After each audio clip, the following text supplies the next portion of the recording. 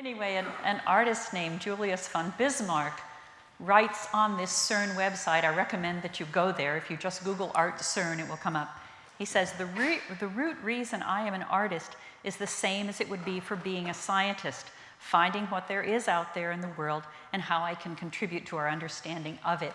And what I'd like to suggest today is that, particularly for physicists interested in invisible higher dimensions, there are artists who have been working on this issue for 100 years, and I'd like to give you a condensed history of this cultural history, essentially, of interest in higher spatial dimensions and a sampling of artistic responses to that theme.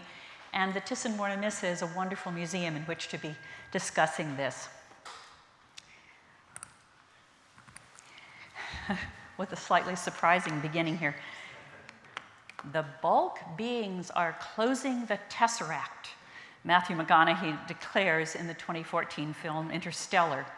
Whether you like the film or not, in that short statement, more people around the world encountered the term tesseract or four-dimensional hypercube than all the readers of Charles Howard Hinton's books or other sources on the popular notion of a fourth spatial dimension since its emergence in public culture in the 1880s.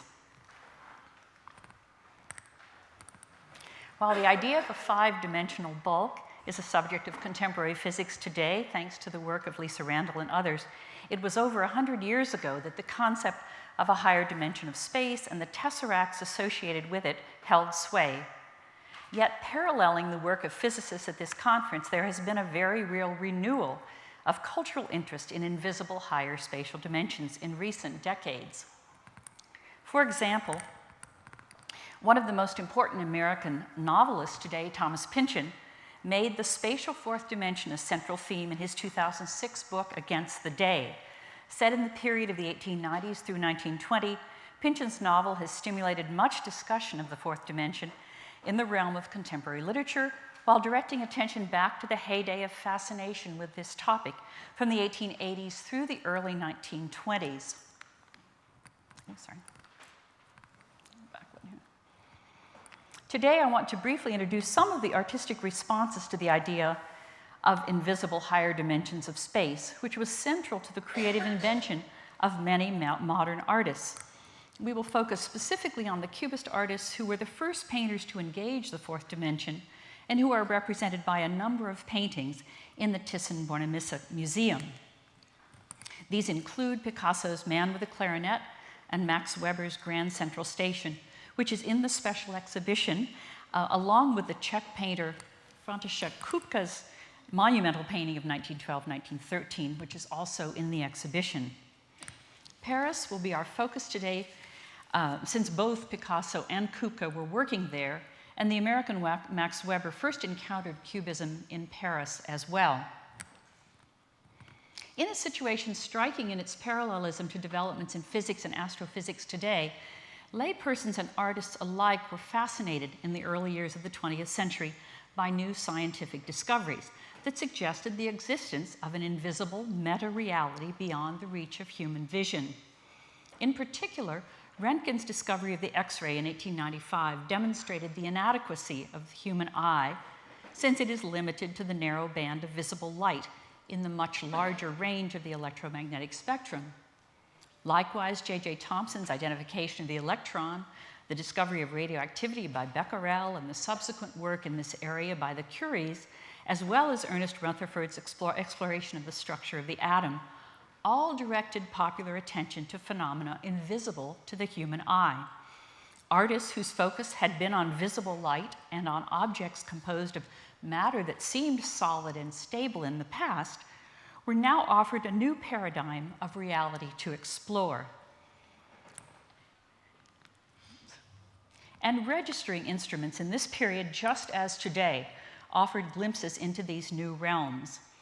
Unlike today, however, certain of these devices, like the parlor toy, the spinthariscope, were accessible to a layperson who could observe the scintillations produced by a speck of radium on the zinc platinoside screen within.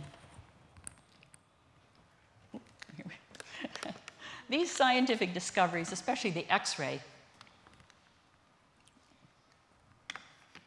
contributed importantly to the widespread early 20th century interest in the possibility of an unseen fourth dimension of space.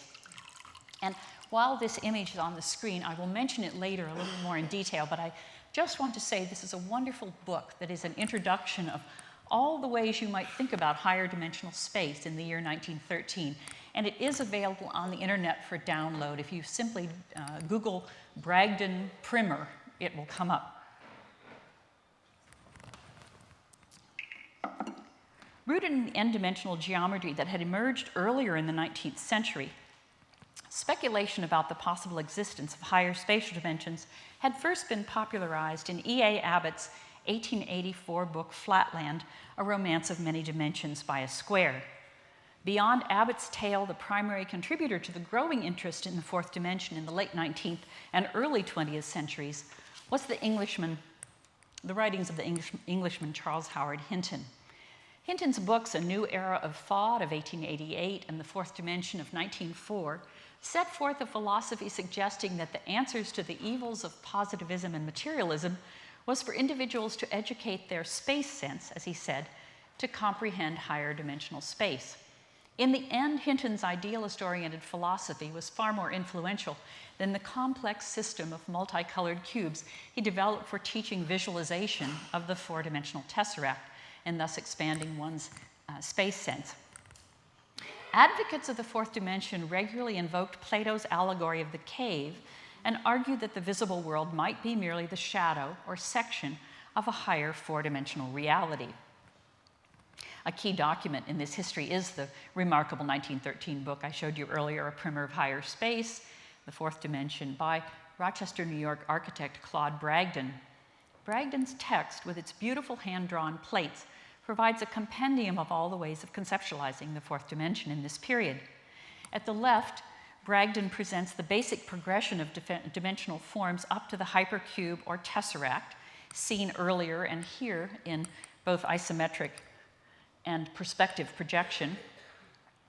Alternatively, he demonstrates at right the theme of sectioning as a means of comprehending higher dimensional forms. In this period, there were also geometers inventing new methods to suggest the complexity of four-dimensional figures, such as this partial view of the icosatetrahedroid in this work by E. Jouffret.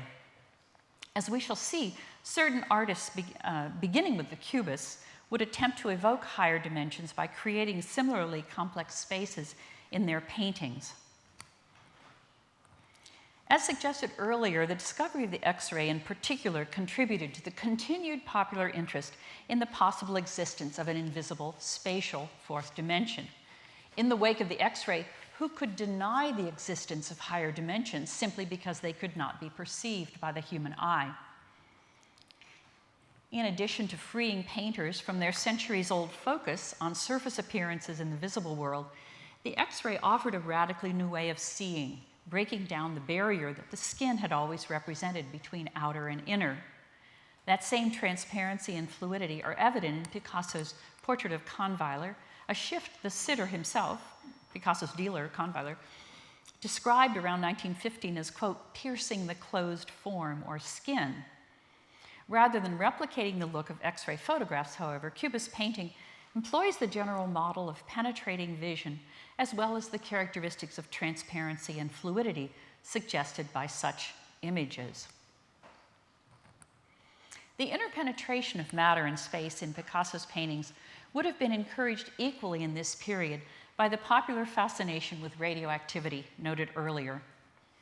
In contrast to the traditional image of matter as stable and constant, the continuous emission of particles by radioactive substances suggested a vibrating realm of atomic matter in the process of transformation. Gustave Le Bon's best-selling books promulgated this view, and once again, an individual could easily observe radioactive emissions at home in a spinthariscope. In Picasso's painting, figure and ground are unified by a shimmering, vibratory texture of individual brushstrokes that suggest atoms of matter dissociating into the surrounding ether-filled space at the same time that new matter may be coalescing from it. With my mention of the word ether, I should clarify here that despite all the attempts over time to connect Picasso in some way to Einstein, there have been many, the special theory of relativity was simply not known to laypersons or artists in the period before World War I. That popular interest in Einstein would come only after the eclipse expedition in November 1919 that catapulted him to fame. Instead, artists like Picasso, Weber, and Kupka, as well as Vasily Kandinsky, were operating in the realm of ether physics, with space understood to be filled with the vibrating ether Einstein's theories would dismiss. In this period, many artists were very interested in the electric theory of matter, propounded by Sir Oliver Lodge, that suggested that matter might be born from the interaction of the ether and the electron. And in fact, both the ether and Lodge's ideas were widely discussed in popular literature in Paris and elsewhere in this period. In Picasso's paintings, matter and space seem to be degrees on a continuum of dematerializing and materializing matter, just as science writer Robert Duncan had declared in 1905, how much we ourselves are matter and how much ether is in these days a very moot question.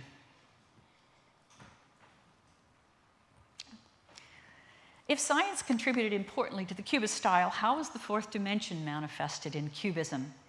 Here, the prominent geometrical faceting in Picasso's paintings suggests a new complexity of objects beyond immediate perception, and at the same time denies the possibility of a three-dimensional reading of the painting's space. Picasso later described his goal as, quote, painting objects as I think them, not as I see them. And the contemporary interest in an invisible meta-reality allowed him to imagine the complexity of four-dimensional space.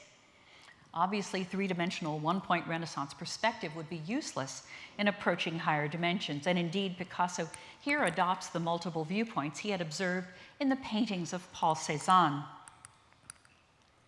Likewise, his paintings parallel Jouffre's innovative geometrical diagrams, with both images here utilizing X-ray-like transparency as well as variously shaded triangular facets in ambiguous spatial relationships. Another contemporary stimulus for painters in Paris at this moment was the writings of Henri Poincaré, who argued in his 1902 book, Science and Hypothesis, motor space would have as many dimensions as we have muscles. Max Weber met Picasso while he was in Paris during the period 1905 through late 1908, and followed the development of Cubism from a distance once he returned to New York. It was Weber who wrote the first text on the fourth dimension and art, his July 1910 essay, The Fourth Dimension from a Plastic Point of View, published in the New York journal Camera Work. Weber painted his greatest paintings in the year 1915, including Grand Central Terminal in the exhibition here, as well as Rush Hour New York in the National Gallery in Washington. Here, the same fluidity and complexity in Picasso's paintings are apparent, but the works are far more dynamic, suggesting the invisible energies, along with dimensions, that Weber sensed in the modern city of New York, and especially Grand Central Terminal and its subway. Like Picasso, Weber combines multiple viewpoints to provide a sense of simultaneity, but here we also sense speed and energy. In Rush Hour New York, we see overlaid views of the subway train in the tunnels beneath the station, beneath the streets of New York, just as we see in Grand Central Terminal multiple views of the arched windows of the terminal itself. For Weber, simply rendering surface appearances could never capture the essence of the modern city in the wake of new ideas about higher dimensions and the new conceptions of space and matter suggested by contemporary science. František Kupka's localization of mobile graphic elements here in the exhibition creates a similar image of dynamic complexity grounded in a landscape. Working in Paris, Kupka had read extensively in science, including both biology and physics, and even audited courses at the Sorbonne. He was deeply interested in the physiology of vision, and this work gives form to his speculation about the process of vision, as he wrote at the time. In our inner visions, the different fragments which float in our heads are incoherently situated in space. Even in remembered so-called representative images of organic complexes, they are so strangely situated that the painter or the sculptor who would wish to project them would have to go even beyond the fourth dimension. Some parts penetrate each other, others seem completely detached. Before we can seize them and set them down, we must draw lines between them and establish a structural coherence. Judging from this statement, Puka recognized that a complex space of at least 4 dimensions would be required to organize the different fragments, which, as he says, float in our heads. And these would produce the stereoscopic bridges that would be necessary for vision. Although Kupka did not remain engaged with the fourth dimension, the concept, like contemporary science, played a key role in the development of his own subsequent abstract painting.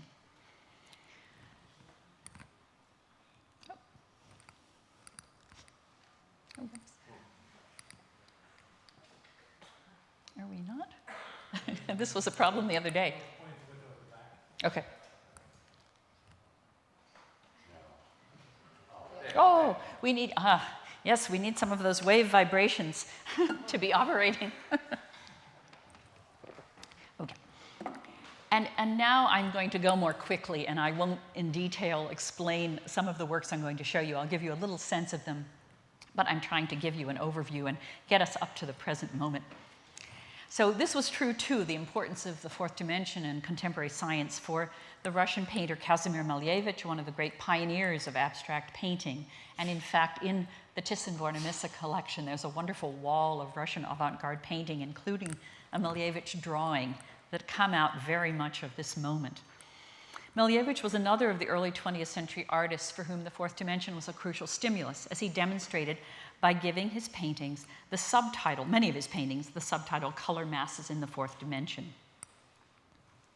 Let's see here. Yeah. Whoops.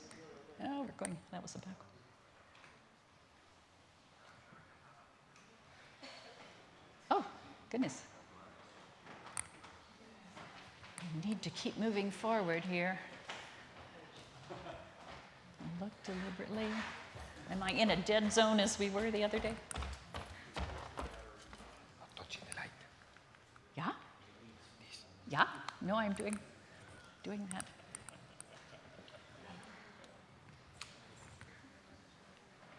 We wanted to have good. Now, one more. Okay. Well, that's good. We want this one. We just keep hoping here. Okay, so we'll see the development of this abstract style, but even before that style developed, in 1913, in his opera Victory Over the Sun, he had in fact used a hypercube as an element within one of his stage designs in this opera.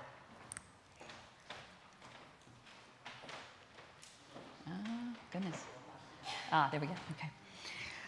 Even before the emergence of suprematism, okay, that was the Tesseract. In his mature paintings, Malevich chose not to employ the complexity of the hypercube or tesseract, but rather used these, he chose to evoke the infinite vastness of four-dimensional space, and there's a general association in this period with a spacier space, the sense and association of the fourth dimension and infinity. So this seems to be a goal here.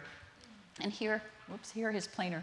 Okay, now we're, Here his planar forms, in fact, seem to derive from this interest in sectioning. It's possible he even knew this Bragdon text, but mainly this becomes one way of evoking dimensional change, is to use these kinds of sections. But as I say, in general, he's mostly interested in creating this sense of an infinite spatial vastness. And in compositions like this, with these subtitles, Color Masses in the Fourth Dimension, he creates a space that's not the familiar blue sky. It is this white, as he calls it, the white free chasm infinity. These are forms that float free of gravity, free of orientation. The sense was he was giving you an experience of a new kind of space.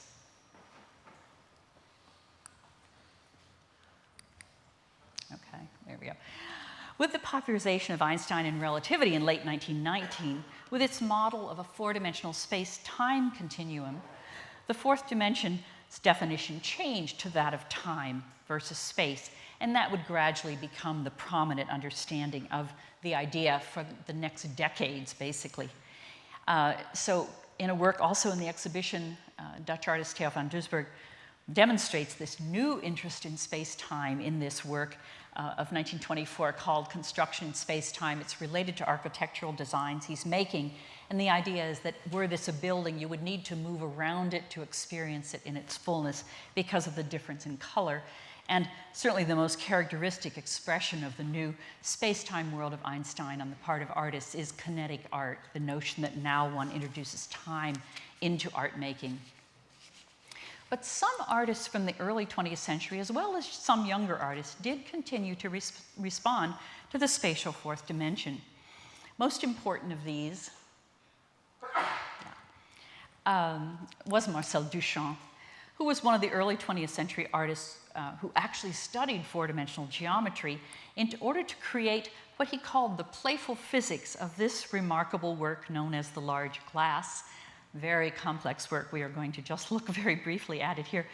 In this highly influential work, Duchamp contrasts the upper realm of this two-part work, the bride stripped bare by her bachelor's even, the realm of the bride up here, contrast that to that of the bachelors below, and he means to create an insuperable contrast between them. These bachelors will never reach the bride.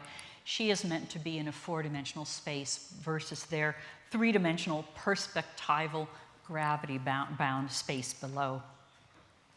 When Duchamp's writings were published in the 1960s, his writings on the fourth dimension, there was an eager audience of young artists in New York in this period, and among them was very important artist Robert Smithson, as well as members of an artistic group in New York known as the Park Place Gallery.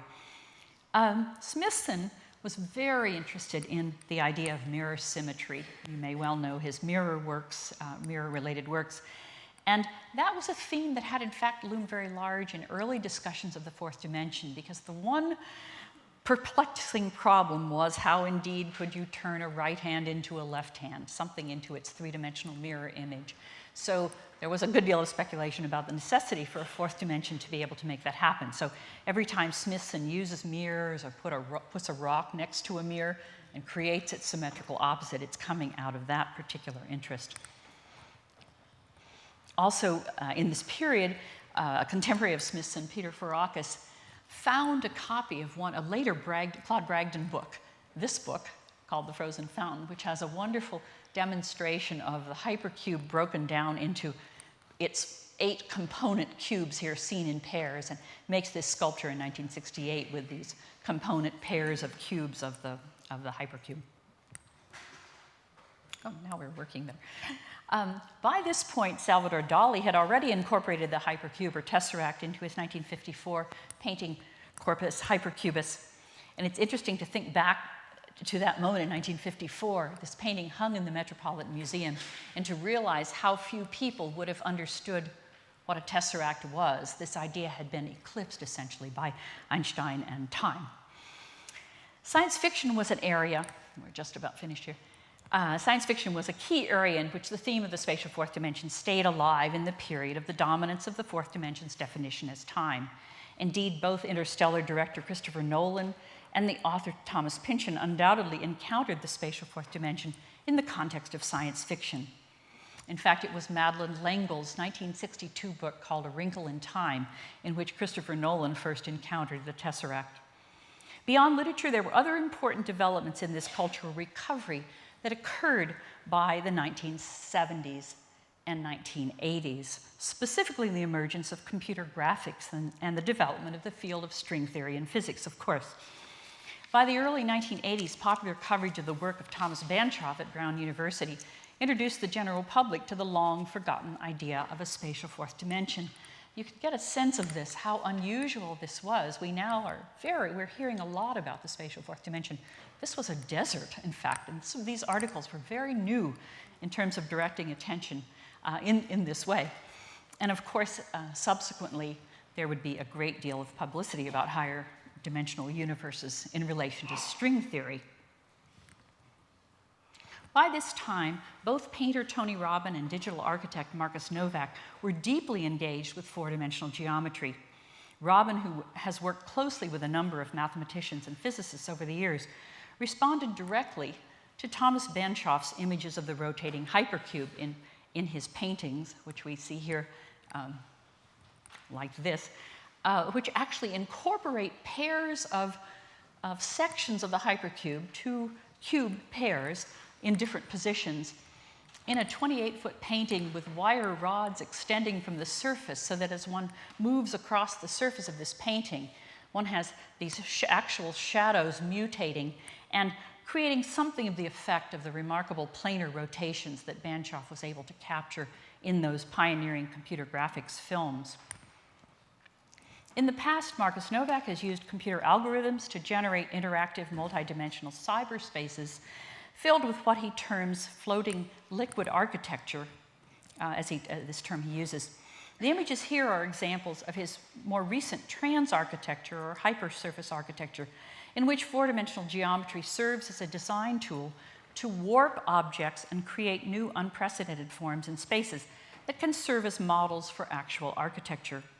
Like the artists before them, both Robin and Novak have sought to make visible the invisible complexity of higher dimensional spaces. Speaking for myself as an art historian and historian of culture, who first wrote about the fourth dimension in art in 1975 and in this recently re-released book, it has been very exciting to observe the growing interest in invisible higher dimensions in recent decades.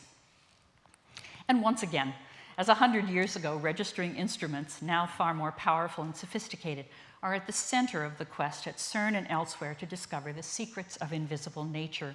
I'm greatly honored to be part of this event, bringing together those exploring science, art, and the invisible. Thank you.